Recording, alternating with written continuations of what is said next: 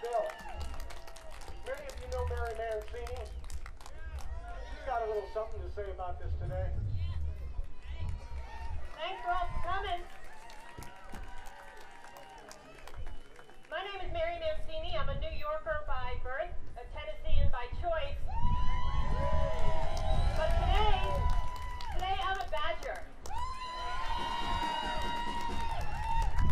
So why do I support labor? I could tell you that it's because of all the good unions have done for hardworking people everywhere. Labor laws that allow learning and schoolwork to be your child's #1 priority. An 8-hour workday and a 2-day weekend that allows people to spend more time with their families.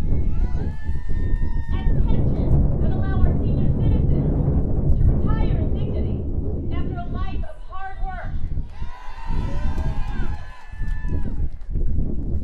Humane working conditions that prevent workplace disasters like the Triangle Shirtwaist Factory. But unions do so much more. Unions allow workers to exercise their freedom of speech without fear of attack.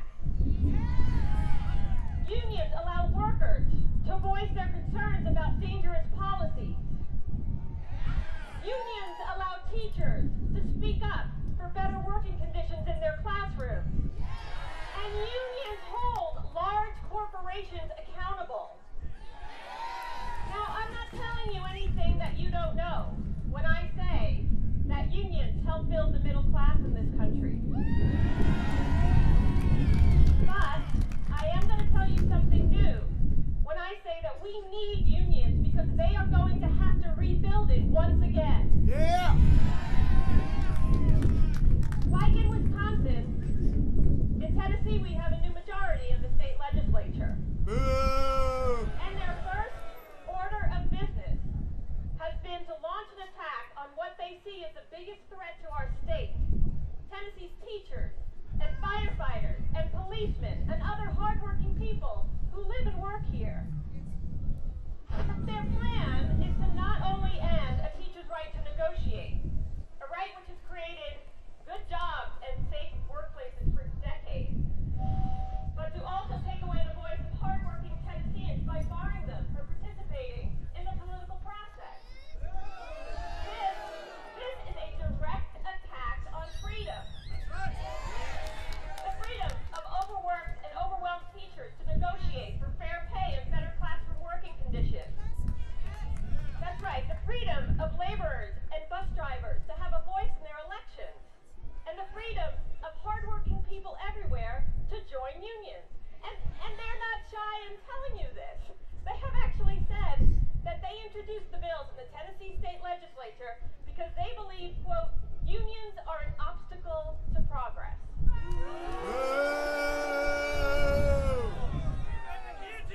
I am here today with all of you to state unequivocally that they are the obstacle to progress. Yeah! Yeah! In Tennessee and across the country, in Wisconsin, everywhere the middle class is shrinking. Quality jobs are getting harder to find. The economy, as we all know, is in dire straits. And the bills attacking hardworking Tennesseans do nothing to create quality jobs. They do nothing to fix our state's economy. And they do nothing to generate much-needed revenue in this state. In fact, with over 2,000 bills introduced in the state legislature in Tennessee, there are five that have to do with economic development. What kind of progress is that? It's not progress. That's right, it's not progress. Progress would be helping public sector workers improve the effectiveness of their jobs, not attacking them. Progress would be plugging tax loopholes and tax breaks for large corporations. That would be progress. Progress would be a plan, any plan, to bring good quality jobs to this state.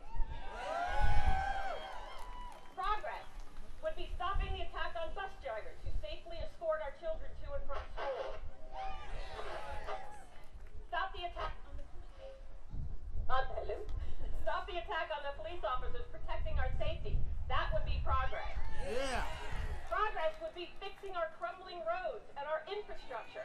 That would be progress. Yeah. Our Tennessee state legislature needs to focus on the real priorities of this state, not attack hardworking people.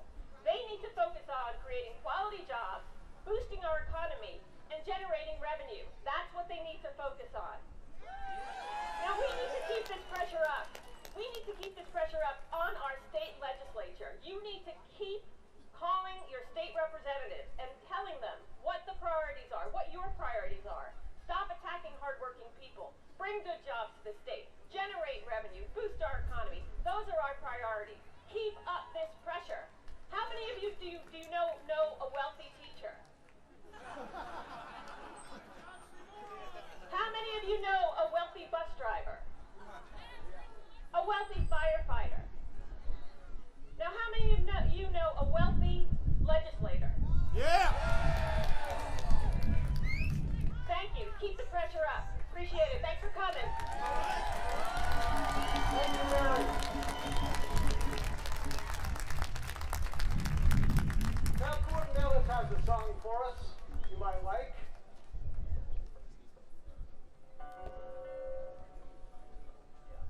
All right, before I do this song, I want to tell you a little about it. I wrote it 14 years ago with my good friend Marty Renaud. Unfortunately, it's still relevant today. And you got people in these legislators saying, well, you're public employees, you do not have the right to organize, bargain collectively.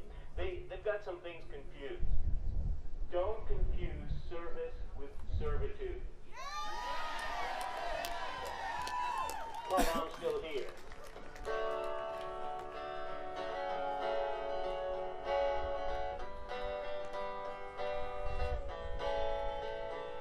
I once had a voice in this country. I pulled my weight and brought home my share.